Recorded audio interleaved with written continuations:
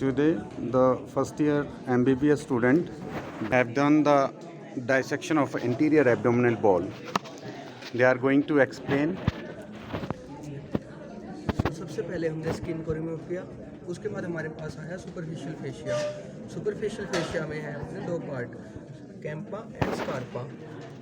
उसके बाद हमारी जो एब्डोमिनल मसल्स हैं वो है 5 टाइप्स की, external oblique, internal oblique, transversus abdominis, rectus abdominis and pyramidalis. जो हमारी लास्ट मसल है पिरामिडालिस, वो हमें डाइसेक्शन के टाइम मिल भी सकती है, नहीं भी। तो सबसे पहले मैं एक्सप्लेन कर रहे हैं external oblique muscle.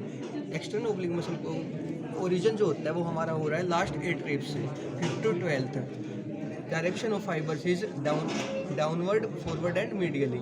Insertion is जब हमारी दोनों एक्सटर्नल ओब्लिक चारों मसल्स के फाइबर्स है क्रॉस करते हैं तो वो बनाते हैं Linnaea Elba. Linnaea Elba fibres insert कर रहे हैं aponeurosis of the Linnaea Elba of external oblique, जहाँ से हमारे फाइबर जाएंगे जिफोइड प्रोसेस में, प्यूबिक सिम्फाइसिस में, पेक्टिलियन लाइन में और लीनिया एल्बा।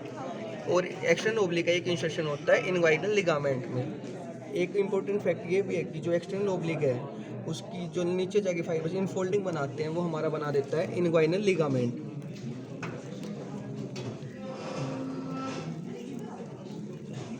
उसके बाद हम आते हैं दूसरी मसल,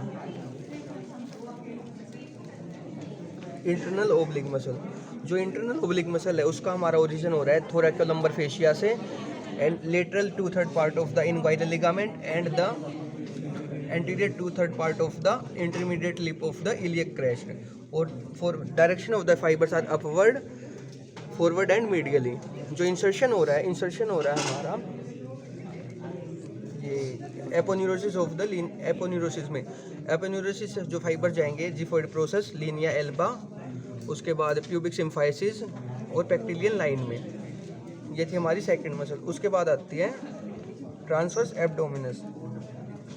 जो हमारी ट्रांसवर्स एब्डोमिनस है उसका ओरिजिन हो रहा है last 3 to 4 ribs, thoracolumbar fascia, उसके बाद lateral 1/3 of the inguinal ligament and the 2/3 part of the lower lip of the iliac crest.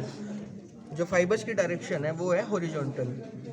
Insertion हो रहा है उसका एपोन्यूरोसिस में, वहाँ से fibres same xiphoid process, linea alba, pubic symphysis, pectineal line में जा रहे हैं। अब जो उसके बाद हमारी रेक्टस शीट। रेक्टस शीट के अंदर हमारी रेक्टस एब्डोमिनस मसल।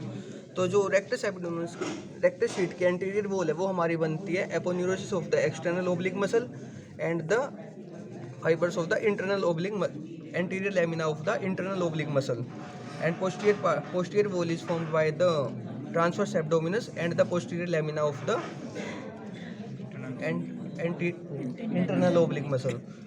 उसके बाद है हमारी एक्यूरेट लाइन। जो एक्यूरेट लाइन का मेन काम होता है वो है ट्रांसवर्स फेशिया को बनाना। जो एक्यूरेट लाइन बनती है अपनी fibres of combination of fibres of internal oblique muscle and transverse abdominis muscle.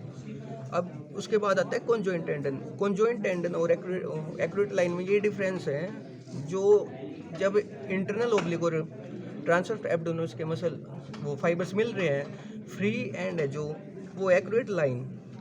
उसके बाद जो फाइबर्स जो है नीचे जाके प्यूबिक सिम्फाइसिस तक जा रहे हैं मिल रहे, वहाँ बनाता है वो कॉन्जॉइंट टेंडन।